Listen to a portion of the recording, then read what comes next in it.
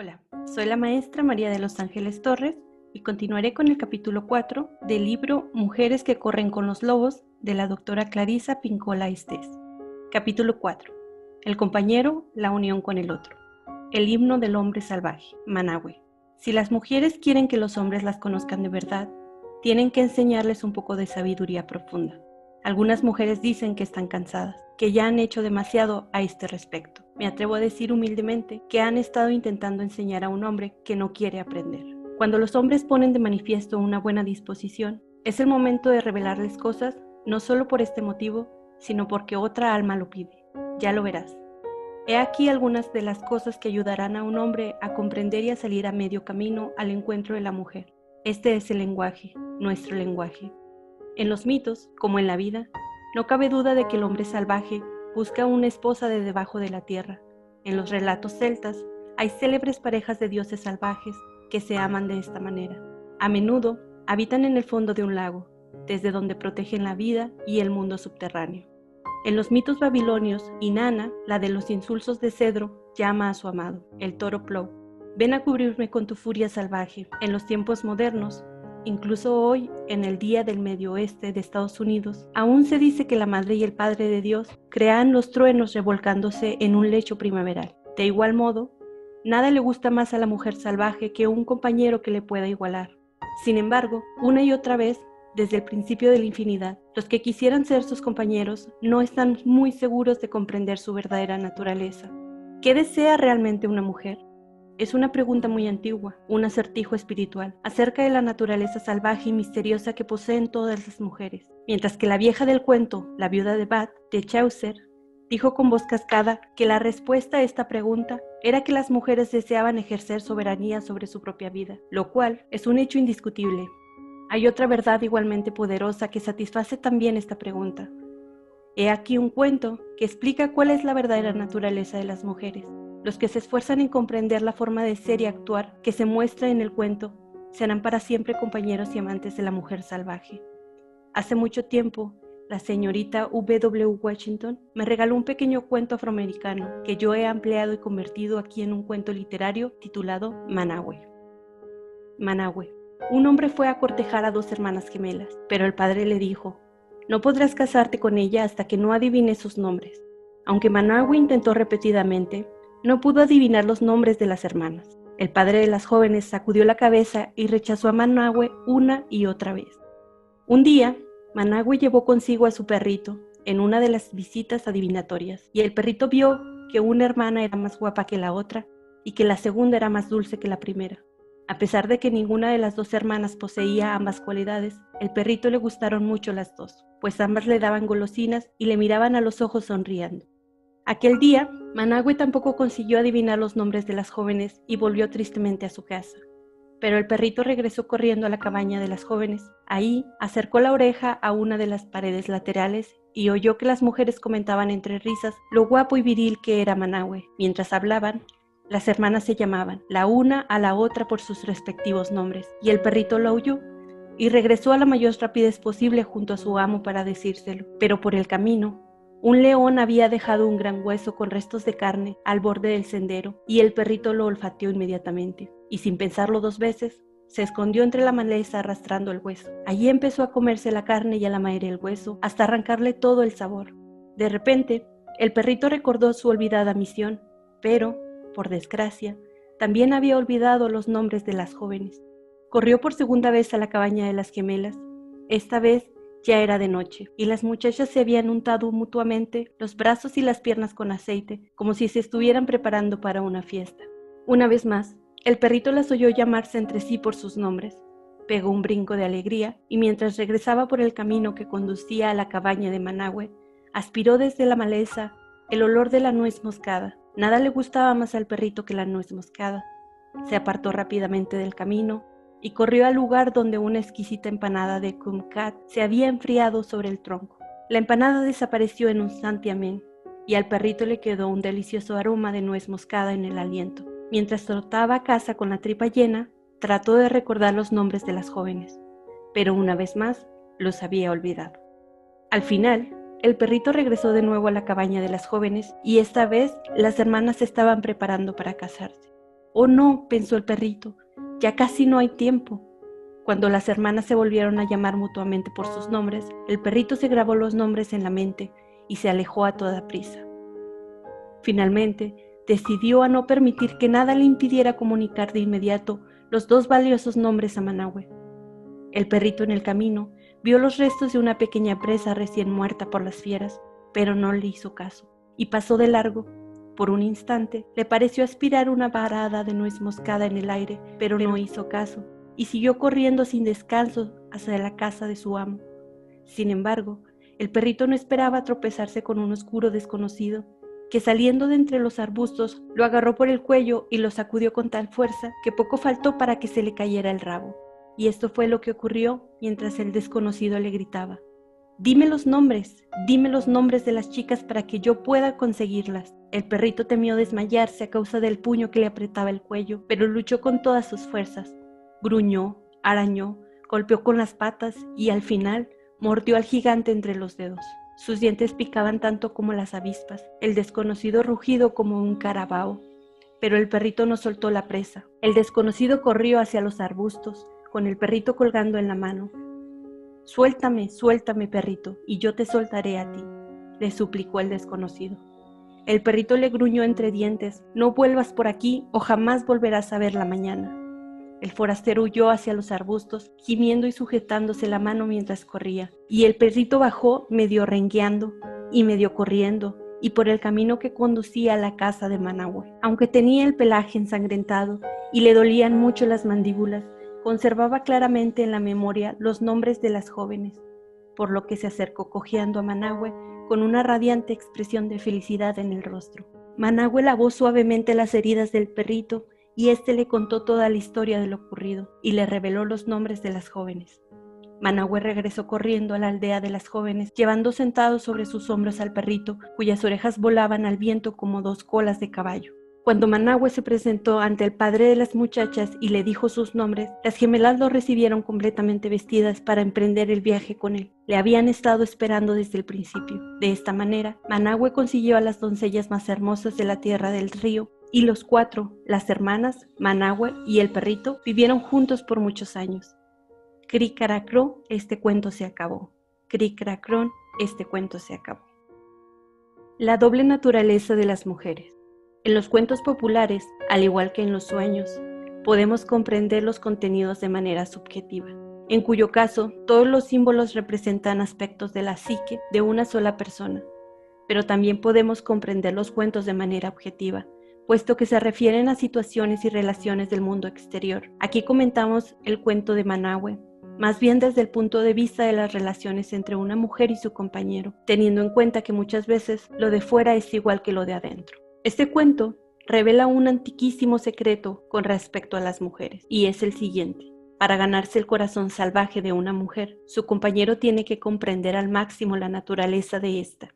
Aunque se entienda etnológicamente a las mujeres del cuento como unas futuras esposas de una cultura polígama, desde una perspectiva arquetípica, el cuento nos habla también del misterio de las dos poderosas fuerzas femeninas que anidan en el interior de cada mujer. El cuento de Manahue contiene todos los hechos esenciales necesarios para poder acercarse a la mujer salvaje. Manahue, a través de su perro fiel, adivina los dos nombres, las dos naturalezas de lo femenino.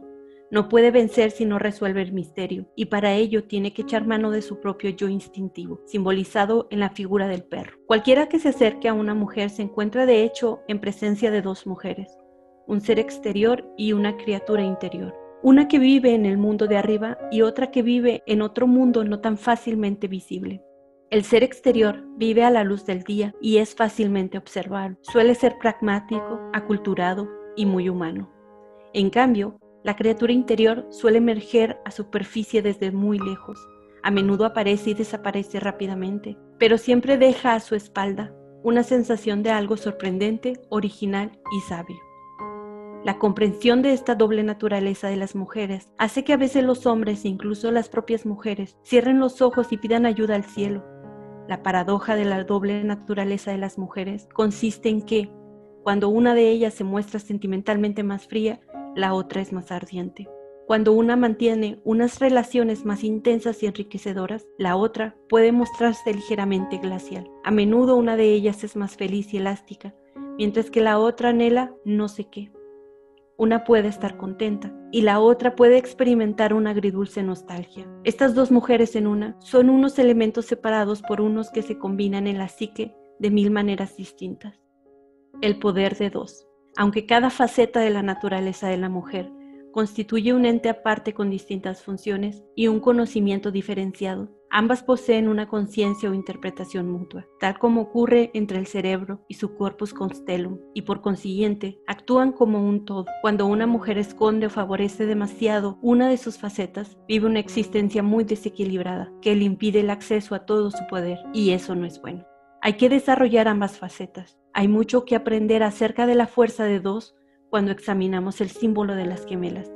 En todo el mundo, y desde la más remota antigüedad, se han creído que los gemelos están dotados de poderes sobrenaturales. En algunas culturas, existe toda una disciplina dedicada al equilibrio de la naturaleza de los gemelos, considerados dos seres que comparten una sola alma, e incluso, después de la muerte, a los gemelos se les da de comer, se les habla y se les ofrecen obsequios y sacrificios.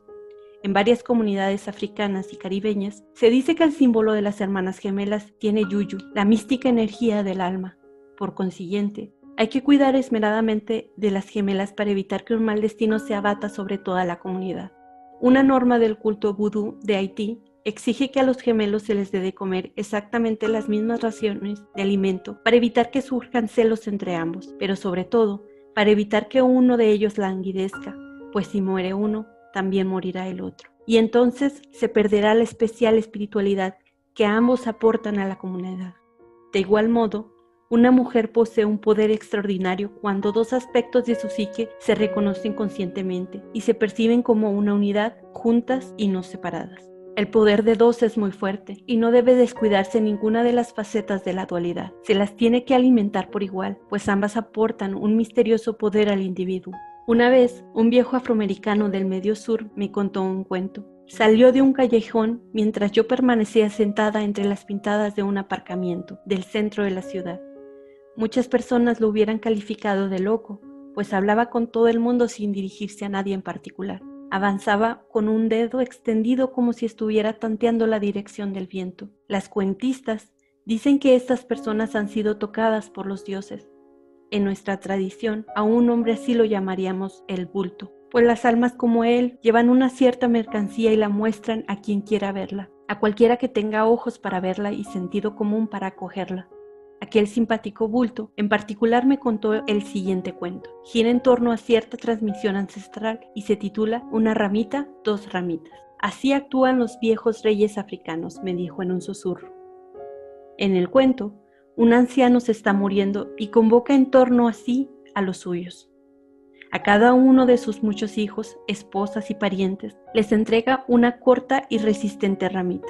Romper la ramita les ordena. Con cierto esfuerzo, todos rompen la ramita por la mitad. Eso es lo que ocurre cuando el alma está sola y no tiene a nadie. Se rompe fácilmente. Después, el viejo les dio a cada uno de sus parientes otra ramita y les dijo: así me gustaría que vivieres cuando yo haya muerto. Reunir todas las ramitas en haces de 2 y de 3 y ahora quebrar los haces por la mitad. Nadie puede quebrar las ramitas cuando forman un haz de 2 o 3.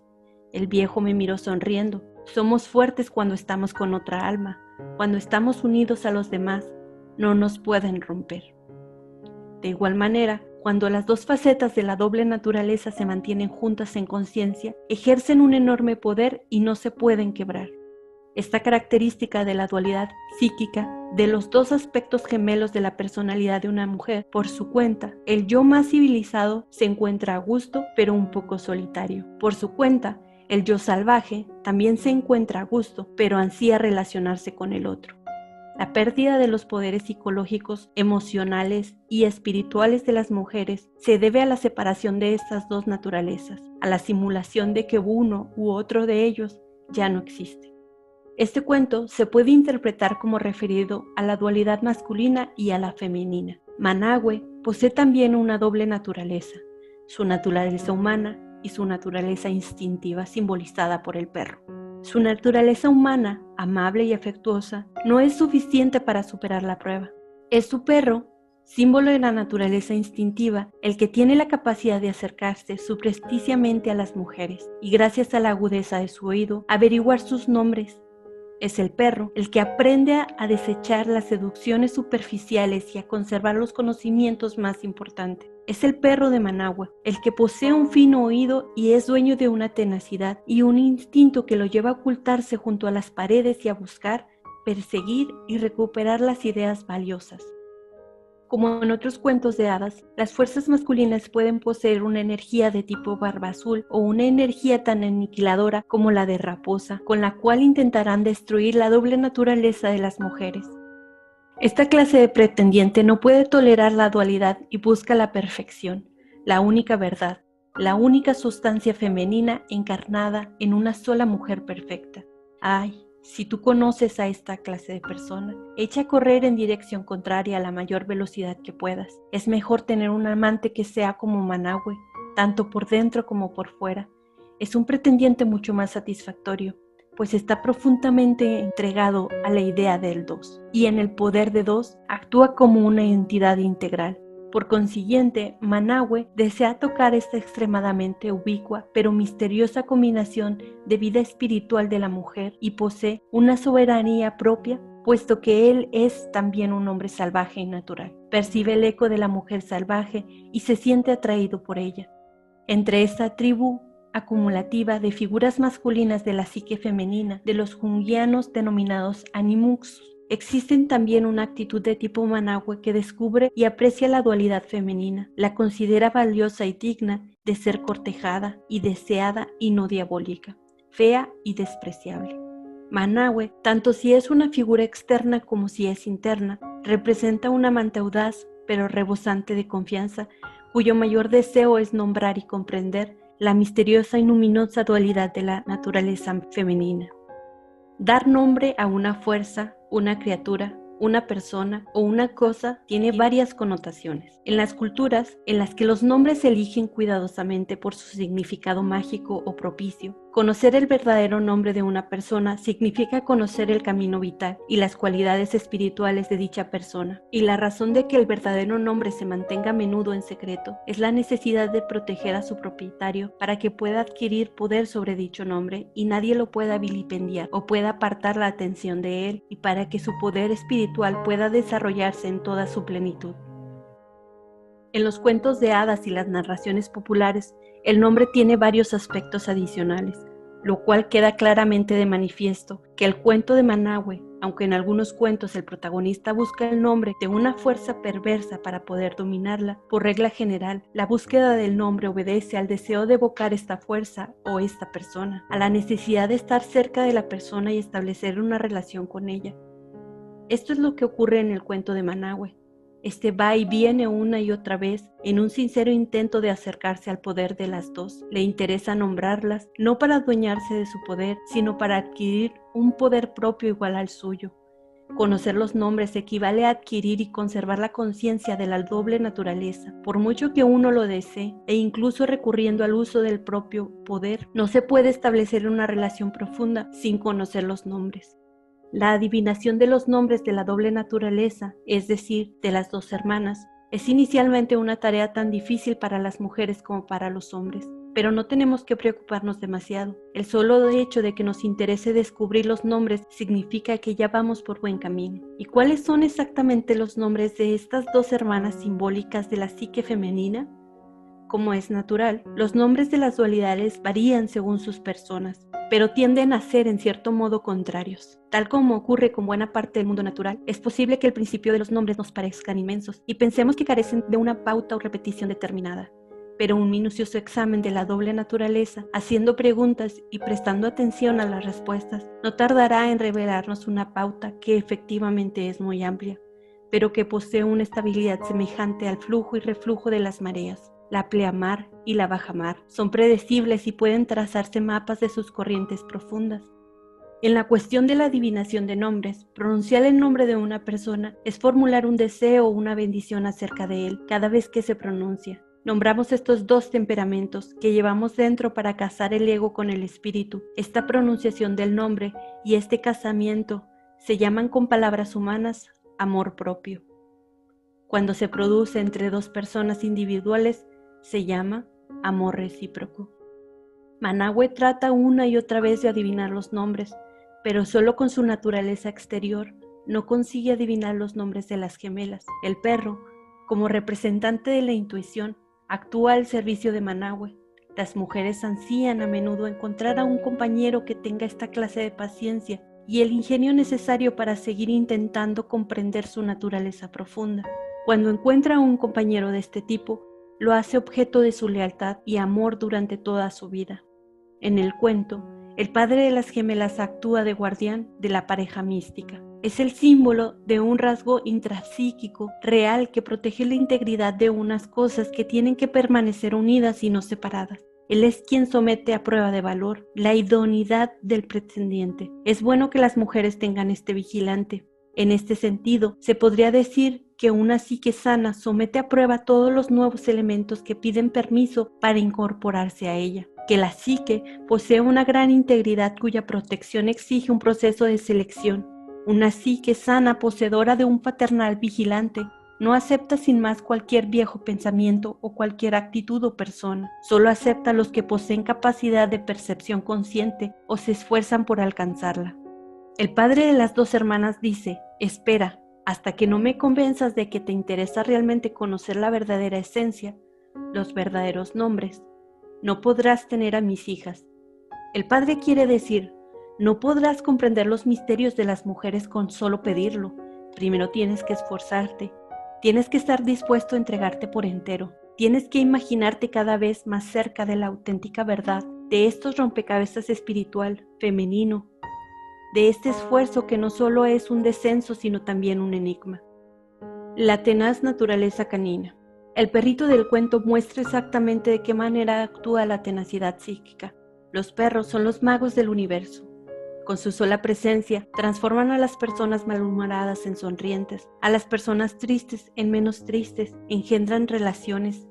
Como en la antigua epopeya babilónica de Gilgamesh, en la que Indacau, el peludo hombre animal, es el contrapunto de Gilgamesh, el rey excesivamente racional, el perro constituye una de las dos naturalezas del hombre.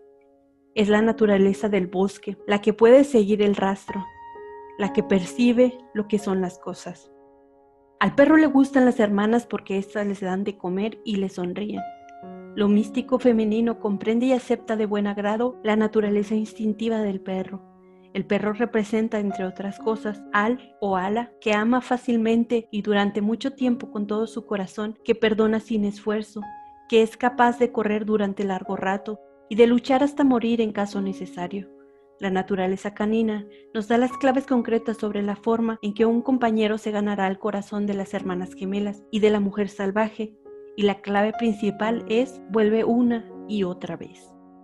Manahue no consigue adivinar los nombres y regresa tristemente a casa, pero el perrito vuelve a la cabaña de las hermanas y presta atención hasta que oye los nombres. En el mundo de los arqueotipos, la naturaleza canina es psicopompa, mensajera entre un mundo superior y el oscuro mundo inferior, y octónica, es decir, originaria de las más oscuras y remotas regiones de la psique, las que desde tiempo inmemorial se han venido llamando el infierno o mundo subterráneo de ultratumba. Un compañero tiene que llegar a esta sensibilidad para poder comprender la doble naturaleza. El perro es parecido al lobo, solo que un poco más civilizado, si bien, tal como se ve en el resto del cuento, no demasiado. El perrito, en su calidad de psicopompo, representa la psique instintiva. Oye y ve las cosas de manera distinta a como lo hace un ser humano. Llega a unos niveles que el ego jamás conseguirá imaginar por su cuenta. Oye unas palabras y unas instrucciones que el ego no puede oír y se guía por lo que oye. Una vez más, en un museo de la ciencia de San Francisco, entré en una sala llena de micrófonos y altavoces que simulaban el oído de un perro. Cuando una palmera se agitaba al viento, sonaba como un terremoto. Cuando unas pisadas se acercaban lejos, era como si alguien estrujara con mi oído 1.000.000 de bolsas de palomitas de maíz. El mundo del perro está lleno de constantes cataclismos acústicos, unos cataclismos acústicos que nosotros los seres humanos no percibimos en absoluto, pero el perrito sí. El cánido oye más allá del alcance del oído humano. Este aspecto medial de la psique instintiva, de características semejantes a los de los medios, percibe la profunda función y la profunda música y los profundos misterios de la psique femenina. Esta es la naturaleza que puede conocer la naturaleza salvaje de las mujeres. El sigiloso apetito seductor. No es casual que los hombres y las mujeres se esfuercen en buscar facetas más profundas de sus naturalezas, y sin embargo, se distraigan de este propósito por una serie de razones, generalmente por placeres de distintas clases. Algunos se aficionan a dichos placeres, se quedan perennemente enredados entre ellos y jamás reanudan su tarea. Al principio, el perrito también se distrae a causa de sus apetitos. Muchas veces los apetitos son unos encantadores forajidos que se dedican a robar el tiempo y la libido. Nuestro tiempo y nuestra libido. Jung señaló que se tenía que controlar en cierto modo el apetito humano. De lo contrario, y tal como hemos visto, la persona se detiene ante cada hueso que ve por el camino y ante cada empanada que ve sobre un tronco. Es posible que, como el perro, los compañeros que buscan el nombre de la doble naturaleza pierdan su determinación en presencia de cualquier tentación que encuentran por el camino. Tal cosa puede ocurrir si se trata de criaturas salvajes o famélicas. En tal caso, es posible que también se olviden de lo que tienen entre manos. Puede que sean tentados, atacados por algo de su propio inconsciente que desea ejercer su dominio sobre las mujeres, con el fin de explotarlas o atraerlas para la satisfacción de su propio placer, para llenar su vacío de cazador. Durante el camino de regreso a casa de su amo, el perro se distrae a causa de un sabroso hueso, lo cual lo lleva a olvidar los nombres de las muchachas. Este episodio representa algo que suele ocurrir en función psíquica profunda. Las distracciones del apetito obstaculizan el proceso primario. No pasa un mes sin que alguna paciente me diga, bueno, me distraje porque tenía mucho trabajo o porque experimenté una fuerte excitación sexual, tardé 7 días en calmar esa fiebre, o porque pensé que esta semana era el momento adecuado para podar las 500 plantas de mi casa, o porque emprendí 7 nuevas aventuras creativas, me lo pasé muy bien y después llegué a la conclusión de que ninguna de ellas era demasiado prometedora y decidí dejarlo todo. Por consiguiente, el hueso en el camino es algo a lo que nadie es inmune. Su delicioso hedor es una tentación irresistible para el perro. En el peor de los casos, probablemente se trata de una afición que ya nos ha salido muy cara en varias ocasiones. Sin embargo, aunque hayamos fracasado una y otra vez, tenemos que volver a intentarlo, hasta que podamos pasar de largo y seguir delante con nuestra tarea principal. El momento culminante de nuestra actuación profunda es similar a la excitación sexual, en el sentido de que empieza de cero, acelera alcanzando distintos niveles y llega a una fase intensa y sostenida. Si la aceleración se interrumpe bruscamente por culpa de un ruido intenso e inesperado, por ejemplo, hay que empezar de nuevo por el principio. Cuando se trabaja con el extracto arquetípico de la psique, se produce una tensión de excitación parecida.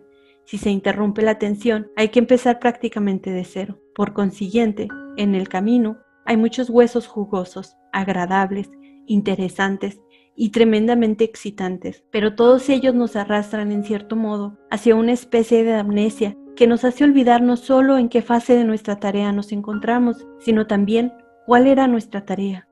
El Corán nos advierte sabiamente de que no nos pedirá cuentas de todos los placeres permitidos de la vida, de los que no quisimos gozar cuando estábamos en la tierra.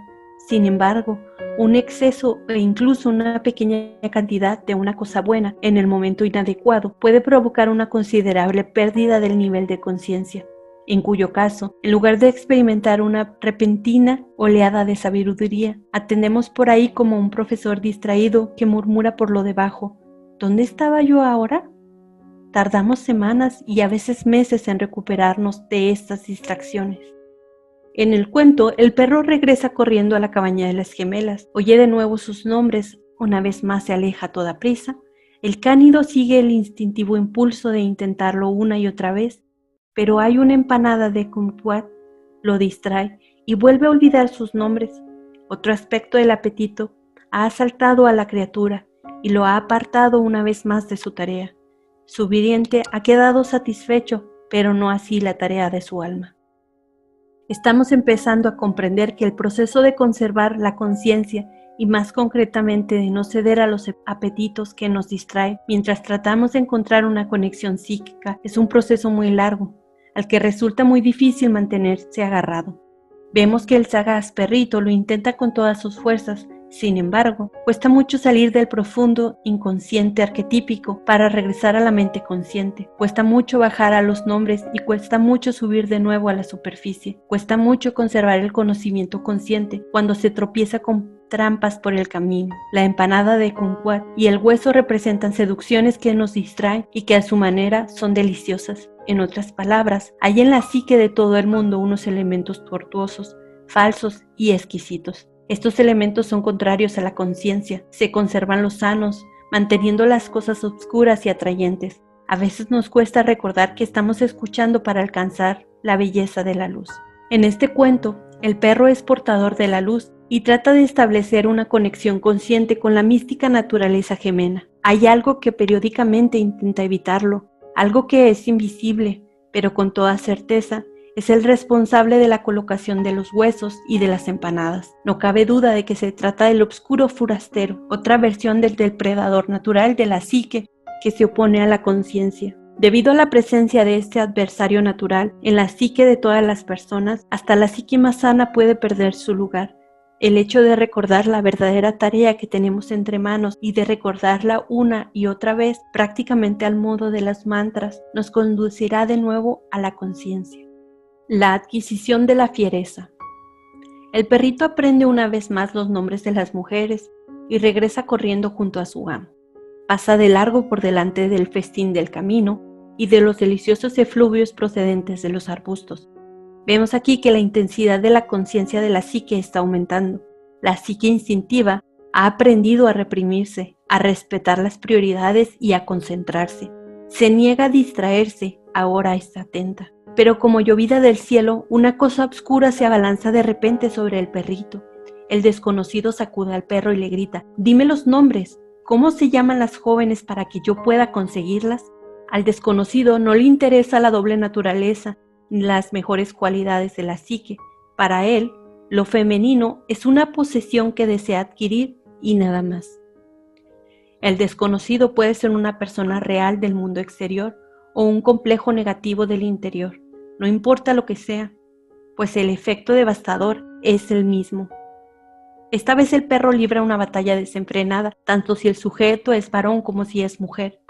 Esto es lo que ocurre en la vida exterior cuando un incidente, un error verbal o alguna cosa extraña se abalanza sobre nosotros y trata de hacernos olvidar quiénes somos. Siempre hay algo en la psique que trata de robarnos los nombres. En el mundo exterior también hay muchos ladrones de nombres. En el cuento, el perrito lucha con denuedo. A veces, solo aprendemos a aferrarnos a nuestro más profundo conocimiento porque un desconocido se nos echa encima. Entonces tenemos que luchar por lo que más queremos, por aquello que tenemos entre manos, por nuestro desarrollo más allá de nuestros motivos espirituales superficiales, lo que Robert Bly llama el deseo de sentirnos maravillosamente, por mantenernos aferrados al conocimiento profundo, por terminar lo que hemos empezado. El perrito lucha por conservar los nombres y de esta manera vence las repetidas caídas en el inconsciente. Una vez terminada la batalla, comprobamos con el asombro que el perro no ha perdido los nombres, pues la pelea era por eso, por el conocimiento de lo femenino salvaje. Quien quiera que lo posea tiene el mismo poder que la mujer. El perro ha luchado para entregarle el poder al hombre digno de él, Manahue. Ha luchado para impedir que el poder fuera a parar a un aspecto a la antigua naturaleza humana que lo utilizaría mal. La entrega del poder a unas manos adecuadas es tan importante como el descubrimiento de los nombres. El heroico perro entrega los nombres a Manahue, el cual los ofrece al padre de las jóvenes. Las muchachas ya están preparadas para irse con Manahue. Han estado esperando desde el principio que Manahue descubriera y conservara el conocimiento consciente de sus naturalezas intrínsecas. Vemos, por tanto, que las dos cosas que impiden el progreso en estas cuestiones son las distracciones del propio apetito y del oscuro desconocido, el cual puede ser un innato opresor del interior de la psique o una persona o una situación del mundo exterior. En cualquier caso, El viajero sabe instintivamente cómo derrotar a estos saqueadores y merodeadores. Hay que conservar los nombres lo son todo. La mujer interior. A veces las mujeres se cansan y se ponen nerviosas aguardando que sus compañeros las comprendan. ¿Cómo es posible que no sepan lo que pienso y lo que quiero?, se preguntan. Las mujeres se hartan de hacerse esa pregunta, pero el dilema tiene una solución que es eficaz y efectiva. Si una mujer quiere que su compañero responda de esta manera, tendrá que enseñarle el secreto de la dualidad femenina. Tendrá que hablarle de la mujer interior, aquella que añadida a ella misma suma 2, y que lo hará enseñando a su compañero a hacer 2 preguntas falsamente sencillas que conseguirán que se sienta vista, oída y conocida. La primera pregunta es la siguiente: ¿qué es lo que quieres? Casi todo el mundo suele formularse una versión de esta pregunta, pero hay otra pregunta más esencial y es la siguiente: ¿qué es lo que quiere tu yo profundo? Si un hombre pasa por alto la doble naturaleza de una mujer y la toma por lo que parece, lo más seguro es que se lleve una sorpresa, pues cuando la naturaleza salvaje de una mujer surge de la profundidad y empieza a dejar sentir su presencia, a menudo tiene unas ideas, unos intereses y unos sentimientos muy distintos a los que había puesto de manifiesto anteriormente. Para entablar una relación segura, la mujer tendrá que hacer a su compañero estas mismas preguntas.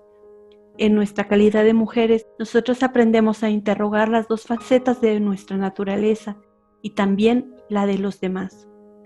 A través de la información que recibimos de ambas facetas, podemos establecer con toda claridad qué es lo que más valoramos y actuar en consecuencia. Cuando una mujer consulta su doble naturaleza, busca, examina y toma muestras de un material que es más allá de la conciencia y que por consiguiente resulta muchas veces sorprendente por su contenido y su elaboración, y es a menudo extremadamente valioso. Para amar a una mujer, el hombre tiene que amar también su naturaleza indómita. Si la mujer acepta a un compañero que no sabe o no puede amar su otra faceta, tendrá la sensación de que la han desmontado y cojeará como si estuviese averiada. Por consiguiente, los hombres, al igual que las mujeres, tienen que averiguar también el nombre de su doble naturaleza. El amante más estimado, el pariente y el amigo más apreciado, el hombre salvaje más estimable, es el que desea aprender.